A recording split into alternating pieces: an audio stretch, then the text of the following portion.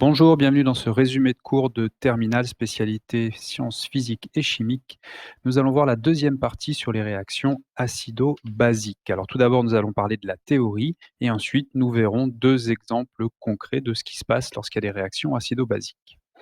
Alors tout d'abord, comment déterminer l'équation de la réaction entre un acide et une base? Une réaction acido-basique, c'est simplement un transfert d'un ion hydrogène H+, ou d'un proton, entre un acide et une base.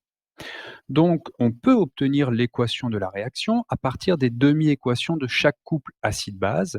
On va prendre l'exemple de deux couples. Un premier couple noté A1H, A1-, donc acide à gauche, base à droite, et la réaction entre donc l'acide de ce couple et la base d'un autre couple, A2H, A2-. Donc c'est la réaction entre A1H et A2-. On va écrire les demi-équations de chaque couple dans le sens prévu par la réaction, c'est-à-dire le premier couple avec l'acide en premier qui va céder son proton et donc former la base A1- plus H+, et la deuxième demi-équation avec la base en premier, donc A2-, qui va capter un proton, donc plus H+, et qui va donner l'acide conjugué A2H. Si on fait la somme de ces deux demi-équations en éliminant l'ion H+ du résultat final, on va obtenir l'équation de la réaction que l'on va noter donc A1H plus A2- va donner A1- plus A2H. Donc vous voyez qu'il y a simplement eu un échange, un transfert d'ion hydrogène. Alors, on peut également la noter selon cette deuxième manière. Vous voyez qu'entre les deux, ce qui change, c'est la façon dont est faite la flèche. Ici, on a une flèche simple. Lorsqu'on a une flèche simple, cela signifie que la réaction est totale. Ensuite, il existe des réactions qui sont des réactions non totales, c'est-à-dire qu'à la fin de la transformation, il peut rester des réactifs dans le milieu réactionnel. Ils ne vont pas totalement réagir. Dans ce cas-là, on fait ce qu'on appelle une double demi-flèche comme ceci.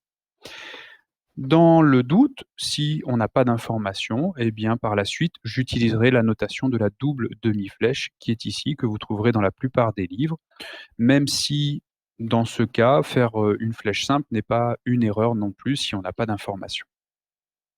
Alors, passons à des exemples concrets qui sont au programme de terminale. D'abord, on va parler de l'acidité en milieu aqueux. Que se passe-t-il lorsqu'on met un acide dans de l'eau? Si on prend l'exemple d'un acide que l'on va noter AH, eh bien cet acide va réagir avec l'eau et va donc former la base correspondante du couple, A-. Cela signifie que l'eau H2O va capter l'ion hydrogène H+ libéré par l'acide et va former pour cela l'espèce H3O+. Première possibilité. Deuxième possibilité, si on met une base dans l'eau, cette fois la solution va devenir basique. À nouveau, c'est une réaction avec l'eau entre la base A- qui réagit avec l'eau H2O. Ça signifie que la base A- va capter un ion hydrogène libéré par l'eau, donc elle va former l'acide AH, et il va se former l'espèce HO-. Dans la première situation, l'eau est une base puisqu'elle capte un ion hydrogène. C'est donc la base du couple H3O+, H2O. Dans la deuxième situation, l'eau est un acide puisqu'elle va céder un ion hydrogène, et donc c'est l'acide du couple H2O, HO-. Donc l'eau peut être à la fois un acide et une base. Ce type d'espèce chimique s'appelle une espèce amphotère. Terme à connaître, il n'y a pas que l'eau qui est dans cette situation, il y a d'autres espèces également. Regardons maintenant les deux couples de l'eau. Premier couple, on trouve l'ion H3O+, qui est l'ion oxonium. L'acidité d'un milieu aqueux va dépendre de la concentration de cet ion. Deuxième couple maintenant, avec l'ion HO-, qui est l'ion hydroxyde. Lui, il est majoritaire dans les milieux basiques. Pourquoi ces deux ions ne peuvent coexister ensemble en grande concentration? Tout simplement parce qu'ils vont réagir ensemble selon une réaction acido-basique, avec l'acide du couple du premier couple ici, et HO- qui est la base du deuxième couple. Donc réaction H3O+, plus HO- qui va former 2 molécules d'eau, 2 H2O. C'est une réaction qui est non totale, donc ici il faut mettre des doubles demi-flèches. En ce qui concerne l'acidité des aliments, ce n'est pas l'espèce acide AH que l'on trouve dans le milieu qui est directement responsable de l'acidité, par exemple l'acide citrique du citron, mais l'espèce H3O+, c'est-à-dire l'ion oxonium qui s'est formé par réaction entre cet acide AH et l'eau. Avec tout ce qu'on vient de découvrir, on va maintenant pouvoir avoir un exemple concret qui est l'acidité des océans. Au niveau des océans, il faut savoir qu'il y a une acidification qui se déroule depuis le début de la révolution industrielle. Les océans qui, au départ, avaient un pH aux alentours de 8,5, qui est un pH plutôt basique, eh bien, en fait, les océans s'acidifient, le pH est en train de diminuer et s'approche de 8. Alors, il faut savoir, même si ça paraît faible comme diminution, pour de nombreuses espèces marines, ça peut poser des problèmes. Par exemple, les coraux qui abritent une grande biodiversité. Et si les coraux sont amenés à disparaître, c'est également un très grand nombre d'autres espèces marines qui sont amenées à disparaître avec eux. Alors, à quoi est due cette diminution de pH, c'est-à-dire cette acidification? Elle est due à l'augmentation des rejets de dioxyde de carbone dans l'atmosphère.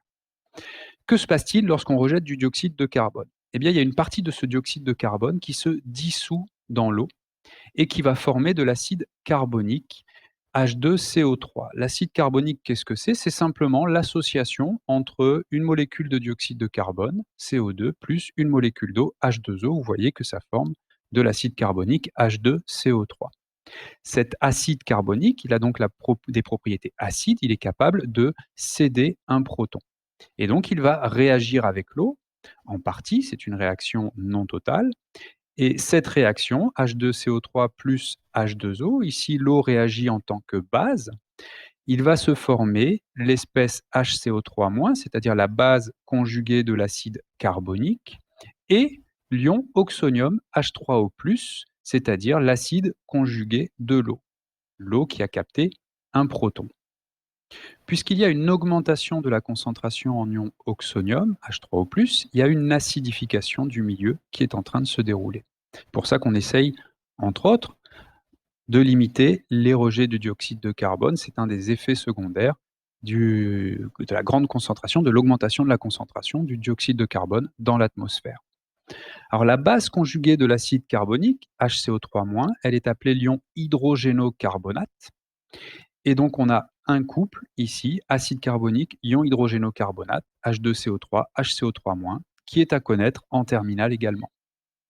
Voilà pour les réactions acide-base avec des exemples concrets qui sont venus à la fin et qui peuvent être des supports, par exemple, pour le grand oral, pour lequel on vous demande de faire une présentation en fin d'année. Au revoir à tous.